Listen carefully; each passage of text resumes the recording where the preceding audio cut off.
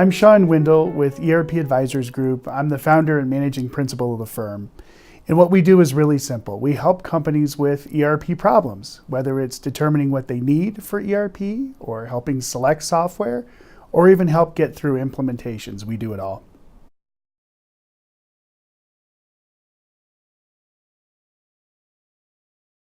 So an ERP advisory firm is a collection of individuals who are focused on helping clients with their ERP projects.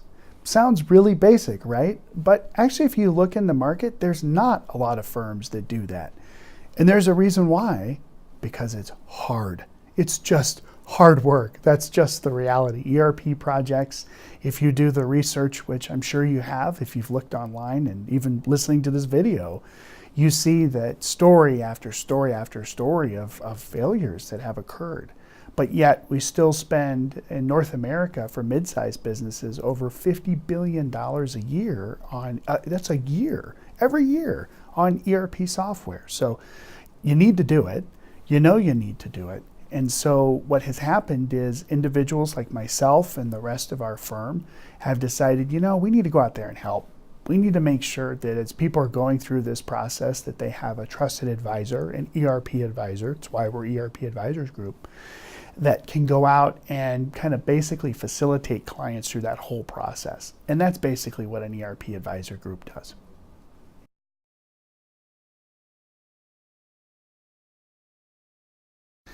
What a lot of people start to find out when they look into ERP applications in the market is there's a ton of them. There are hundreds, really thousands of different kinds of enterprise solutions in the marketplace.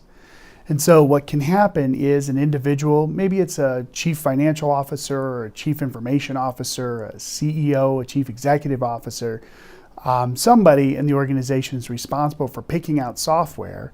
They go to the internet and they really get confused very quickly because there's lots of different apps out there. Then what happens is they start getting phone calls from people, from usually software salespeople that are really good at what they do. And so those individual software representatives will say, well, I can sell you the software and it's going to solve the needs you have. And that can raise questions like, well, what are my needs? Well, why do I even want this software? And how do I know which vendor really is the best vendor out there in the market? And how do I get the best deal? So you can really start to go into so much confusion on these projects that a lot of people will just abandon them. And they may come back to them later, but it also may be too late. So what companies can do and individuals who are looking for help is they can find a firm like ERP Advisors and we can help them through that whole process and just really eliminate all of the confusion so that they can be absolutely certain with what they're getting.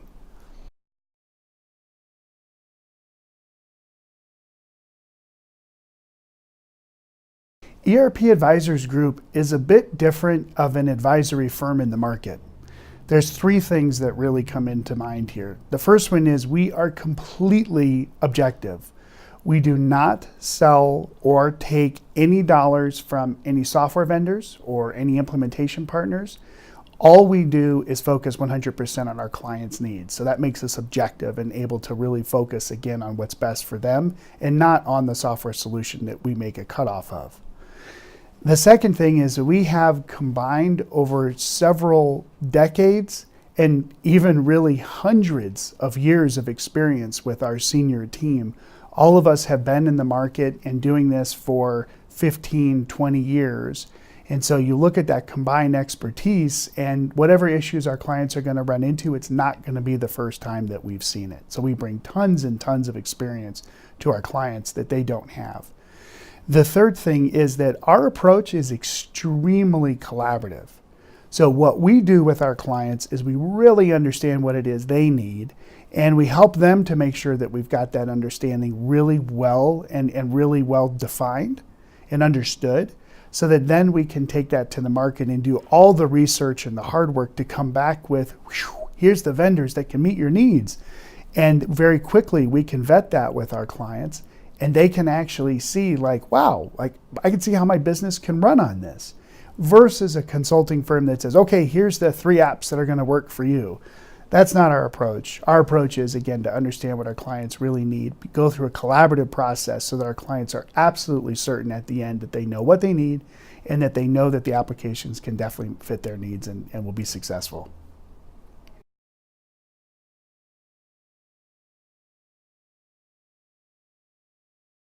We do 4 kinds of projects, basically. The first kind of project is a needs analysis, where we help a client figure out what it is they really want and need for software. Not just what they think, but we go through the whole business and determine what it is that's going to really make a big difference for them. The second type of project we do is called a selection, where we'll go to the market with those needs and determine which application is the best fit and what application they can get the best deal with, the most cost-effective deal.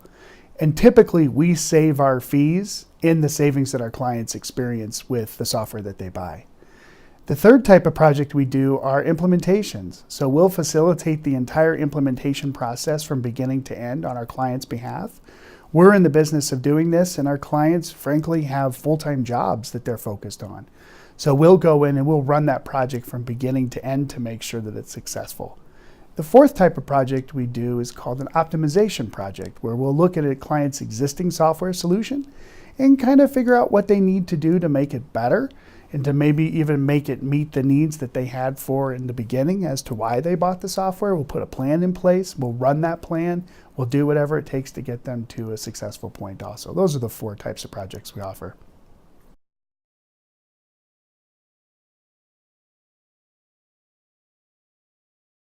So at ERP Advisors Group, we work with very specific kinds of companies.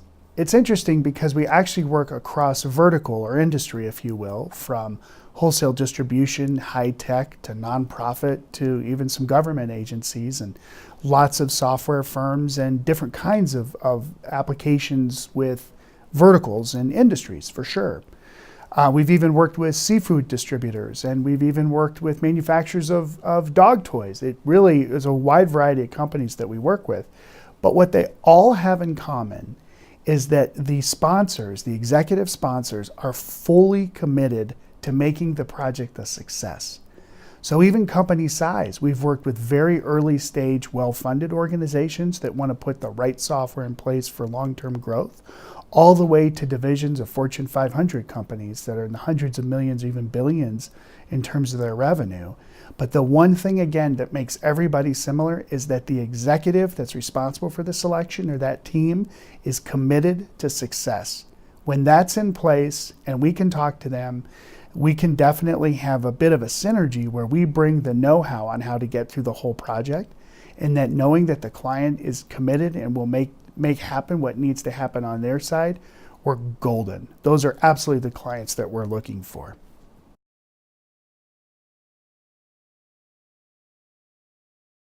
So what can happen if you don't hire an ERP advisory firm is really a broad array of ultimate outcomes. You can go from there being no problems and everything goes fine, all the way through to there's major implications. And in some instances, companies have spent hundreds of thousands, if not millions of dollars on software that didn't do what it was supposed to do. And unfortunately, that can lead to outcomes that are bad for not just the overall organization, but for the individuals that supported the project. And frankly, that's why I got into this business, because I saw good people that I had helped a little bit with, well, here's some apps that you can go take a look at, and they would go and implement them, and then they would have very bad outcomes, including in one case where an individual actually lost their job from doing the implementation. And I realized as a firm that we need to do more. We need to take more responsibility, and so we do that today. So in a way, we kind of serve as our client's insurance policy that their project is going to be a success. That is ultimately why everybody gets into ERP in the first place, is because they want to put in the software. They want their business to run better, and they know they need software to do it. But the getting there is so hard and so difficult that to have a partner, a trusted advisor, an insurance policy that assures you're going to get to a success, that's why firms hire ERP advisory firms, and that's exactly what we do for our clients.